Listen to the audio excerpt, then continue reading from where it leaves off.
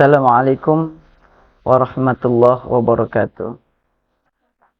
Alhamdulillah, alhamdulillahi rabbil alamin. Wal aqibatu lil muttaqin. Wa la udwana illa 'alal zalimin. Asyhadu an la ilaha illallah wa asyhadu anna Muhammadan abduhu wa rasuluh. Allahumma salli wa sallim wa barik ala sayyidina Muhammadin wa ala ali sayyidina Muhammad. Amma ba'du. Pemirsa Mitra Al-Wataniyah As-Sadriyah 9 yang dirahmati oleh Allah Subhanahu wa taala. Alhamdulillah, puji syukur kita haturkan kehadirat Allah Subhanahu wa taala yang mana pada hari ini Allah masih memberikan kita nikmat. Sejak kita bangun, membuka mata di pagi hari, hingga kita terlelap, kita masih dalam naungan nikmat dan rahmatnya. Itu adalah sebuah hal yang patut dan layak disyukuri. Dan tak kalah nikmat iman dan Islam yang masih ada di dalam dada kita. Mudah-mudahan dengan ibadah puasa yang kita lakukan pada hari ini, Allah menambah kekuatan iman dan Islam di dalam dada kita dan menerima semua amal ibadah kita. Amin amin ya rabbal alamin. Pemirsa hadirin yang dirahmati oleh Allah, Allah memberikan kemuliaan kepada manusia yang menjadi pembeda dengan makhluk lainnya. Ketika Allah menciptakan manusia, Allah tidak hanya memberikan kepada manusia fisik, wujud, namun juga Allah memberikan kepada manusia yang menjadi pembeda antara manusia dengan makhluk yang lainnya adalah Allah memberikan kepada kita akal. Inilah potensi yang Allah berikan kepada manusia dan tidak diberikan kepada makhluk lainnya. Para pemirsa hadirin yang dirahmati oleh Allah, akal yang Allah berikan kepada manusia dipergunakan semaksimal mungkin untuk kemakmuran dan kejayaan kehidupan manusia. Dengan akalnya, manusia mampu meraih peradaban tertinggi. Dengan akalnya, manusia pun mampu menilai mana yang benar, mana yang salah. Dan dengan akal manusia yang terus-menerus berkembang hingga hari ini, manusia mencapai puncak kejayaan tertinggi melalui ilmu, pengetahuan, dan teknologi. Inilah yang menjadi salah satu penopang kemakmuran kehidupan manusia hingga hari ini, yaitu kemajuan teknologi, kemajuan ilmu pengetahuan yang kesemuanya didasari oleh anugerah yang Allah berikan kepada kita berupa akal. Hadirin yang dirahmati oleh Allah, ini adalah sebuah nikmat. Kembangnya akal tahun demi tahun, terus menerus hingga hari ini, sejak manusia pertama kali diciptakan sampai hari ini. Manusia terus melakukan perubahan. Manusia terus melakukan riset, penelitian untuk kemanfaatan dan kemakmuran serta kesejahteraan manusia yang lain. Dan tercatat sampai hari ini kemajuan teknologi informasi begitu cepat dan pesat, sehingga banyak sekali kemudahan-kemudahan yang diraih, yang diperoleh oleh manusia, yang merupakan dampak dari kemajuan teknologi informasi tersebut. Dan yang paling fenomenal adalah di mana dengan akal manusia yang dieksplorasi mampu mengkaryakan, manusia mampu menciptakan yang namanya artificial intelligence. Apa itu artificial intelligence? Saat ini sangat berbagai pihak mulai melakukan pengembangan terhadap artificial intelligence, yaitu sebuah kecerdasan yang dibuat oleh manusia. Sebuah sistem komputer sains yang di dalamnya dibenamkan kecerdasan buatan. Di mana dengan kecerdasan buatan, sistem tersebut mampu menjadikan komputer tersebut berpikir layaknya manusia. Itulah karunia yang Allah berikan kepada manusia berupa akal, sehingga manusia dengan akalnya mampu membuat kecerdasan buatan. Hadirin, para pemirsa yang dirahmati oleh Allah.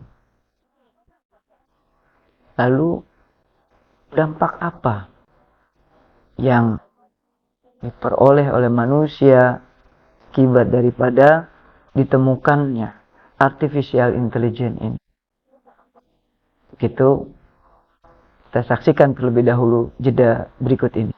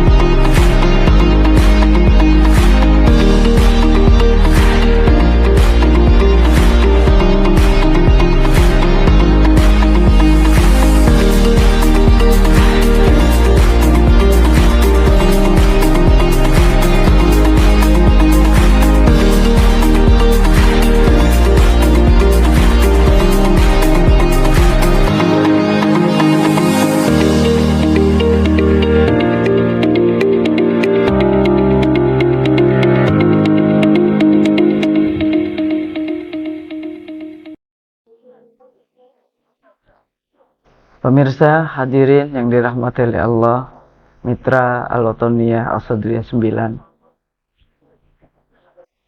Manusia berhasil mengeksplorasi akalnya, mengeksplorasi kecerdasannya, dan manusia berhasil membuat tiruan kecerdasan manusia itu. Dampaknya banyak sekali. Sehingga dengan kecerdasan buatan tersebut, kemudahan-kemudahan yang diraih oleh manusia. Dahulu kita mengenai sebuah sistem komputer yang hanya mampu melakukan calculating, menghitung. Namun saat ini, kita dapati sebuah sistem komputer yang tidak hanya mampu menghitung, namun mampu menganalisis data. Sehingga menghasilkan sebuah kalkulasi yang begitu akurat. Lalu bagaimana dengan nasib kita? Ketika kita dikelilingi oleh sebuah sistem yang mesin-mesin yang di dalamnya memiliki artificial intelligence. Akankah kita mampu bersaing? Karena lompatan-lompatan yang dilakukan oleh kecerdasan manusia sedikit banyak akan berdampak negatif kepada manusia itu sendiri. Yang pada akhirnya Yang diharapkan manusia meraih sebuah kemakmuran, manusia meraih sebuah kejayaan, dan tergilas oleh sebuah sistem yang disebut dengan sistem artificial intelligence. Hadirin pemirsa yang dirahmati Allah. Sistem tersebut seolah-olah kita memiliki pendamping yang membantu pekerjaan kita, mempermudah, dan banyak sekali manfaat.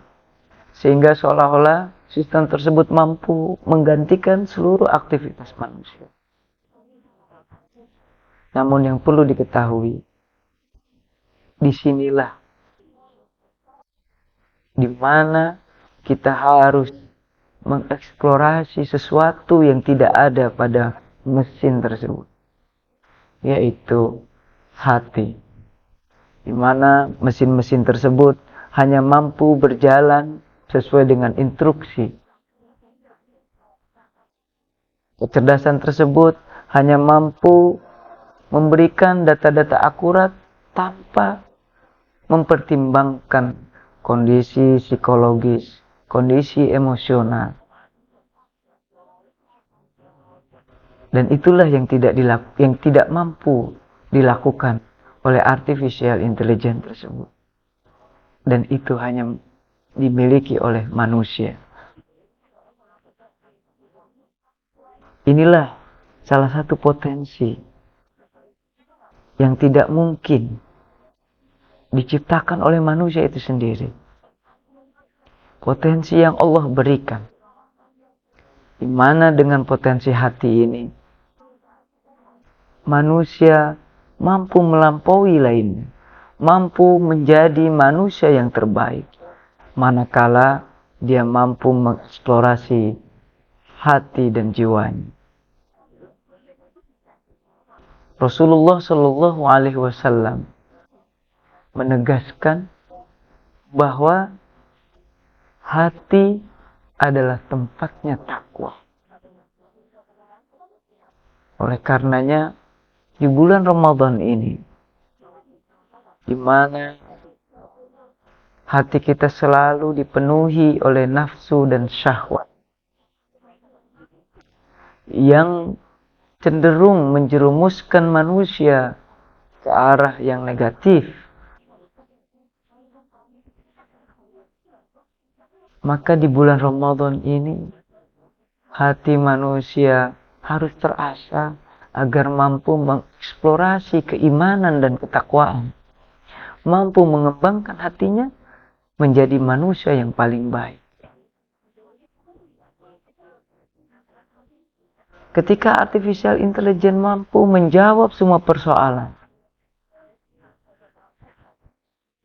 namun manusialah yang mampu memberikan solusi melalui hatinya. Manusialah yang mampu memberikan pencerahan melalui hatinya. Dan hati yang mampu memberikan pencerahan, hati yang mampu menjadi solusi buat polemik, problematika kehidupan manusia adalah hati yang di dalamnya penuh dengan iman dan takwa. Hadirin pemirsa yang dirahmati oleh Allah, ketakwaan inilah yang menjadi faktor penentu kejayaan manusia di masa depan. Allah berfirman, Inna akramakum indallahi atqakum. Sungguhnya manusia yang paling mulia di antara kalian di sisi Allah adalah manusia yang paling bertakwa. Maka ketika kita menegasikan manusia yang paling unggul nanti di masa depan, manusia yang dikelilingi dengan kemajuan teknologi dan informasi yang begitu pesat, namun manusia yang berhasil meraih kemenangan adalah manusia yang masih memiliki ketakwaan di dalam dadanya. manusia yang terus-menerus mengembangkan iman dan takwanya di dalam hatinya. Itulah manusia yang berhasil meraih kemenangan. Hadirin para pemirsa yang dirahmati oleh Allah. Namun, takwa yang seperti apa yang mampu menjadikan kita pemenang di masa depan? Dan sendiri pun berpikir sulit sekali untuk meraih ketakwaan. Yang membuat sulit kita meraih ketakwaan, kita terpenjara oleh sebuah definisi yang kita merasa sulit untuk mewujudkan, mengaplikasikan definisi tersebut dalam kehidupan kita sehari-hari. Bagaimana selanjutnya?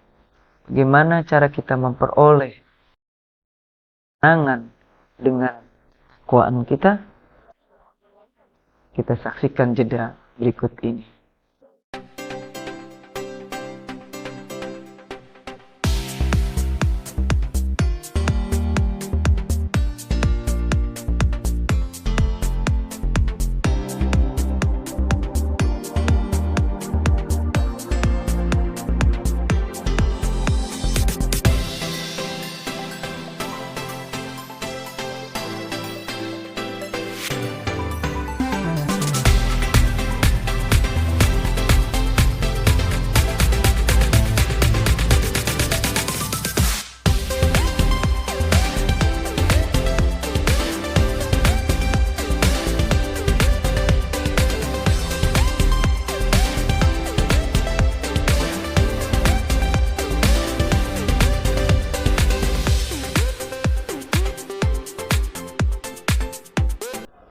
Hadirin pemirsa Putra Al-Watoniyah Al-Sadriyah 9. Jika berbicara tentang definisi takwa, yang terkadang kita pun terkunci dalam sebuah definisi tersebut.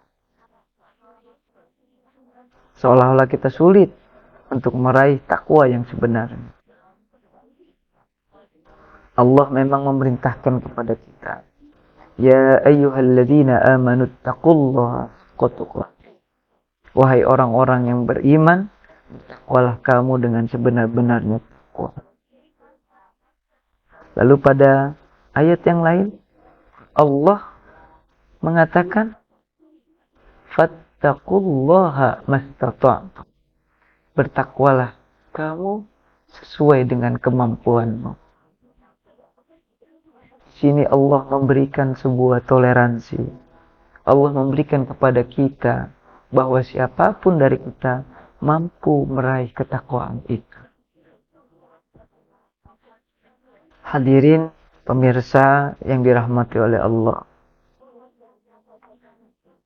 Nabi Muhammad sallallahu alaihi wasallam sangat mengetahui kemampuan umat, sehingga Nabi tidak memberikan definisi secara konkret tentang apa itu takwa. Nabi hanya mengisyaratkan bahwa takwa hahuna, takwa ada di dalam dada, takwa ada di sini.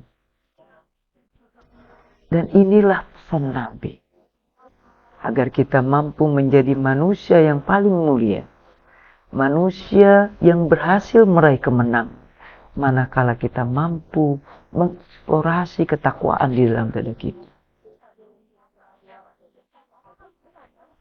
Karena Nabi tidak memberikan definisi secara konkret tentang takwa itu,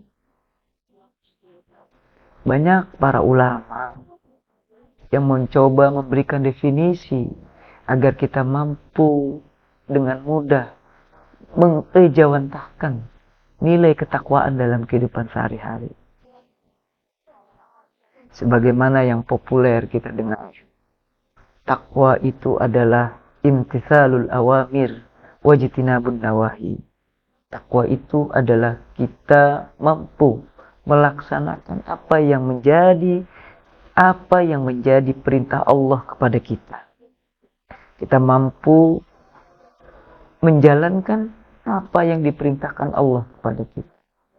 Dan kita mampu menjauhi apa yang Allah larang untuk kita. Ada sebuah riwayat yang menarik di mana sebuah diskusi kecil antara dua orang sahabat Nabi. Yaitu ketika Sayyidina Umar bin Khattab radhiyallahu an bertanya kepada Sayyidina Ubay bin Ka'ab radhiyallahu an tentang apa itu takwa. Ketika Sayyidina Ubay ditanya oleh baginda Sayyidina Umar bin Khattab, apa itu takwa? Beliau menjawab dengan sebuah pertanyaan. Amma salakta tariqan zata syauqin, wahai khalifah, wahai amirul mu'minin, apakah engkau pernah berjalan di sebuah jalan yang penuh duri? Jalan berliku yang penuh duri. Lalu sang khalifah menjawab, bala, ya, saya pernah berjalan di jalanan yang penuh dengan duri, penuh dengan rintangan. Lalu Sayyidina Ubay bin Ka'ab kembali bertanya, famadza sana'ta? Lalu apa yang engkau lakukan di jalan tersebut? Bin Ka'ab menjawab, syammartu. Kemudian Sayyidina Umar bin Khattab menjawab, syammartu wajtahadtu. Aku akan bersungguh-sungguh. Aku akan berhati-hati melalui jalan itu dan bersungguh-sungguh agar aku berhasil melalui jalan itu.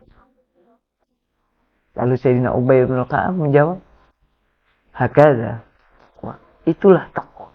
Kadzalika takwa. Itulah takwa.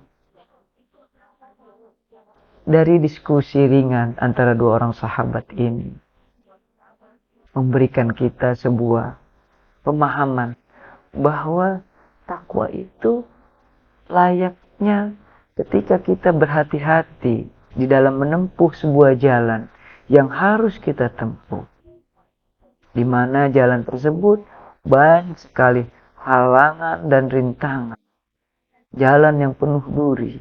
Maka agar kita tidak terluka dan tidak terperosok di dalam jalan tersebut dan kita mampu meraih jalan tersebut, maka kita harus berhati-hati agar kita mampu meraih tujuan kita, agar kita mampu berhasil meraih kemenangan di ujung jalan tersebut. Hadirin pemirsa yang dirahmati oleh Allah, begitu simpel takwa yang dikomunikasikan oleh sahabat Sayyidina Ubay bin Ka'ab tadi.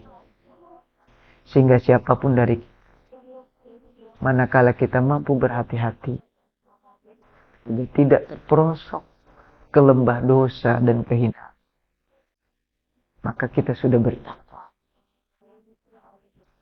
Seorang pelajar yang bertakwa,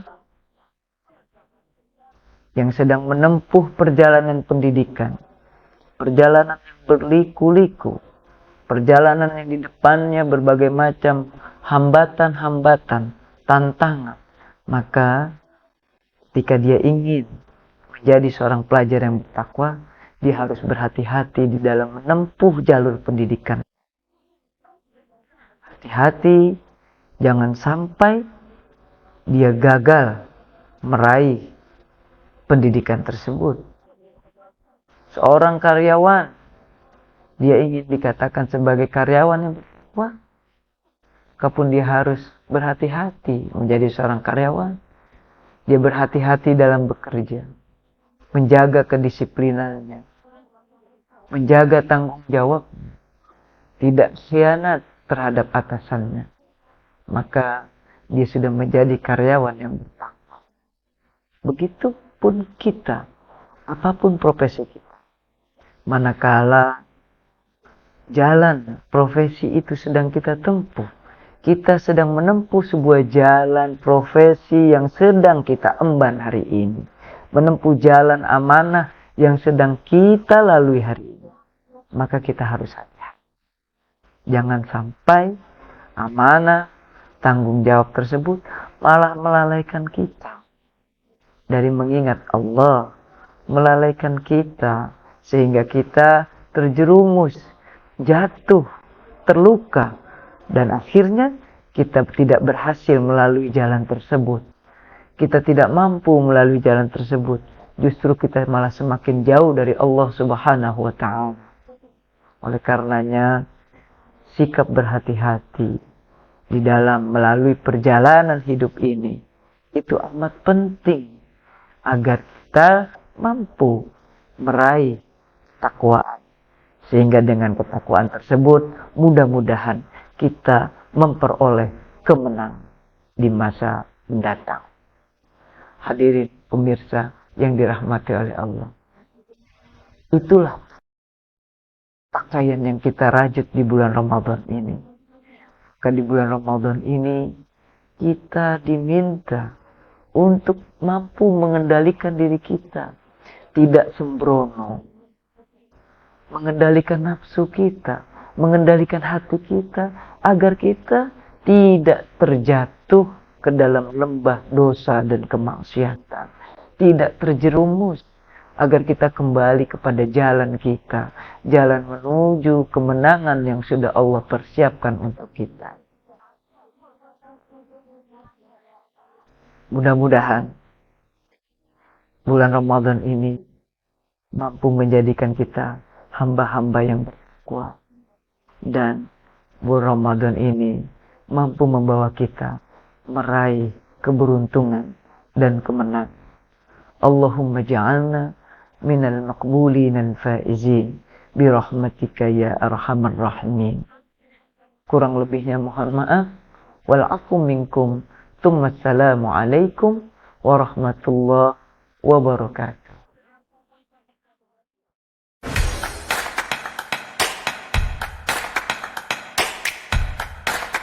Halo, selamat datang calon peserta didik SMK Dinamika Pembangunan 2 Jakarta. Tahun ajaran 2023-2024 akan segera dibuka. SMK dan saya bantu. Selamat siang Kak, saya ingin bertanya, SMK Dinamika Pembangunan 2 Jakarta ada jurusan apa aja ya? SMK Dinamika Pembangunan 2 Jakarta ada 3 jurusan. Yang pertama, L yaitu akuntansi keuangan lembaga. Yang kedua, MPLB dari jurusan pengelolaan dan manajemen. Untuk informasi lebih lanjut, silakan klik link di bawah ini. Ayo segera daftarkan diri dan pantau terus PPDB-nya, jangan sampai ketinggalan ya.